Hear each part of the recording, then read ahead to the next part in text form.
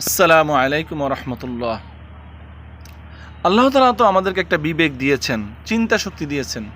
তো আমরা কোন বিবেকে, কোন চিন্তা শক্তিতে আমরা একজন সুদখোর, ঘুষখোর, দুর্নীতিবাজ, ঋণখেলাপি এদের পিছনে আমরা ঘুরি? এটা কোন বিবেকে আসে ভাই? আমাদের বিবেক কি একেবারে পৌঁছে গেছে? গাদার মগজ কি আমাদের মাথার মধ্যে দেওয়া নাকি? যে আমরা কোন বিশ্বাসে, কোন বিবেকে, কী কারণে আপনি এই খারাপ মানুষদের পিছনে ঘোরেন?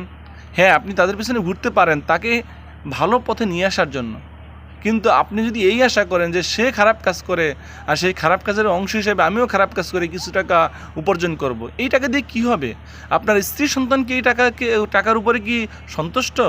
আপনার এই পাপের, আপনি যে পাপ কাজ করতেছেন এই পাপের অংশ কি আপনার স্ত্রী সন্তানরা নিবে? আপনার আত্মীয় স্বজনরা নিবে? কেউ তো নিবে না। এই যে এই যে খারাপ লোকেদের সাথে মিশে খারাপ কাজ করে, খারাপভাবে অর্থ উপার্জন করে, অন্যায়ভাবে অর্থ উপার্জন করে আপনি যে ইনকাম করবেন, এটার অংশীদার তো কেউ নেবে না। আপনি তো মারা যাবেনই। তাহলে আমরা সৎ পথে ইনকাম করি, সৎ পথে চলি, সৎ মানুষদের সাথে চলি, যারা আপনাকে নিঃস্বার্থভাবে আল্লাহর দিকে ডাকে, তাদেরকে পথে কি আমরা যেতে চাই না?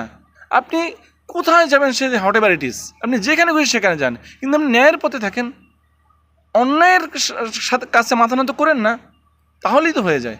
মহান আল্লাহ তাআলা আমাদের সকলকে সঠিক বুঝ দান করুন। আমিন। আসসালামু আলাইকুম রহমতুল্লাহ।